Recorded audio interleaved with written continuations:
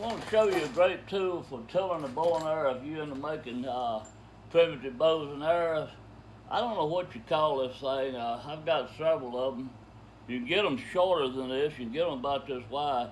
But what you do with it is made to put up against something like you're going to measure it, and you got a perfect form.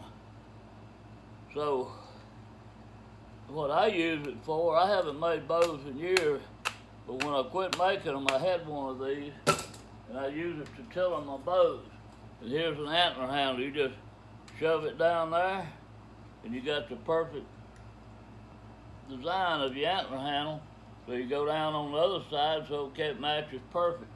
So you put it on the limb of the bow. I don't have a bow here right now to tiller or even to show you, but I'm using different things for demonstration, like this hammer handle here.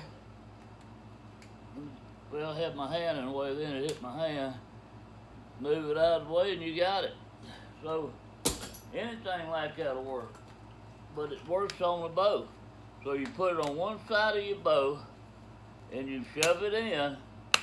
Like I say, you can get them shorter than this. This might be a little long for you according to how much bend you got in your bow limb.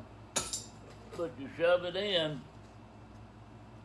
and it'll give you a perfect design, a perfect shape. Here's a Tupperware bowl here.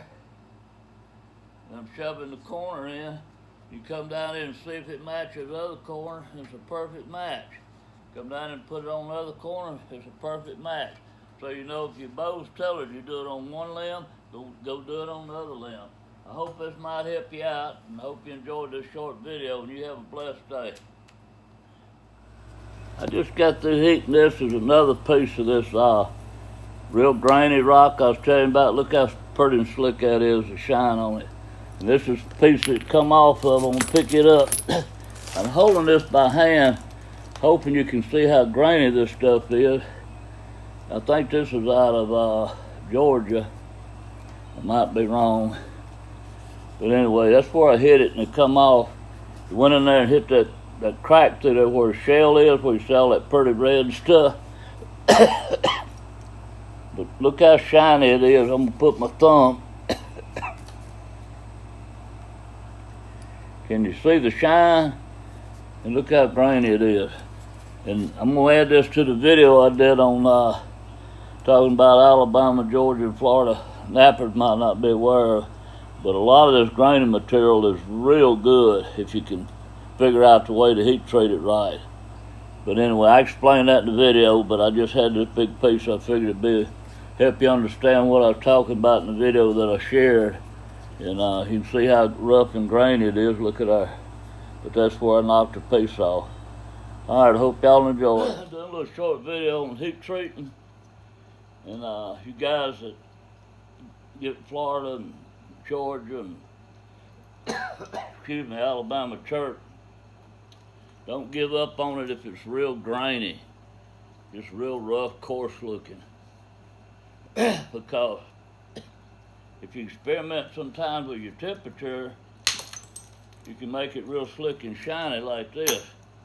And I'm gonna chip through the worst area, is right up here. So I'm gonna come down like this and make me a platform.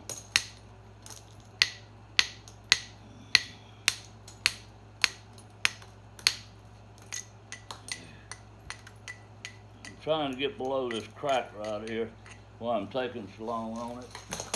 I'm hoping I knock all that out.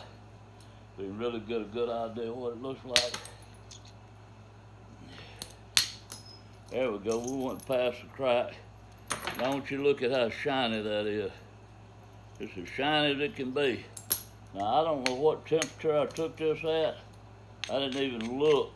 I was somewhere around probably 500 or 600 range. I just heated a bunch of it at one time, and I heated it at low temperature. I think I run it probably 400, and took it out of the kiln, and it was still grainy. And I put it back in there, and look at that. That was that crack I was talking about. Look how shiny it is. And I ran it back up. I just turned the knob 2 clicks, so it probably was 500. I didn't even look, and took it out, and it's ready to go.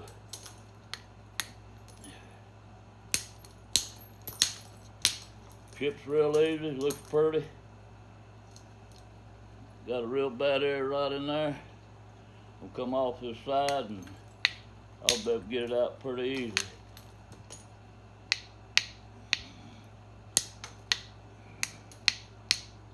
Alright, I think I got a platform good enough to get it out now. Turn it over here and grind it a little bit. I know I'm getting out of the vision. I'm just trying to get a close-up where you could see. Yeah, these are stuffed chips. And years ago, I would have probably thrown, in fact, I know I would have thrown this away.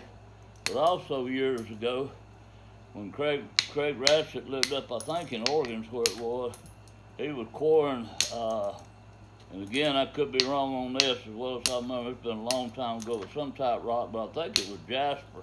It's kind of a yellow-like color. And some of it, when you big old nodule, I mean, this stuff weighed 50 pounds, some of the boulder. And when he break into it, it'd be real grainy. And he just rolled it off the side of the mountain. And a few years later, he took one of them big boulders whole and put it in his kiln and run it up to a lower temperature, about probably, he might have run it to the same temperature, I don't know. But anyway, he put it in there, and I think it was like 100 degrees lower than what he normally run it. But he left it in there for like 4 or 5 days. When he busted that boulder up, it was just like glass on the inside, that compression from that heat. So anyway, that had that bad crack in it, but you can see that's still sandy there. But look at all the shiny places where it chipped off. So anyway, don't give up on your rock. If you got some you threw away that's grainy, just get it and heat it, and if it's still grainy, run the temperature up 100 degrees, still grainy, try it until you blow it to smithereens. But you might find out you can get a perfect calm or perfect storm with your temperature, and when you do, you're gonna be surprised how beautiful the material is and how glassy it can get. Look at that, man. Don't get any prettier than that. Y'all have a blessed day.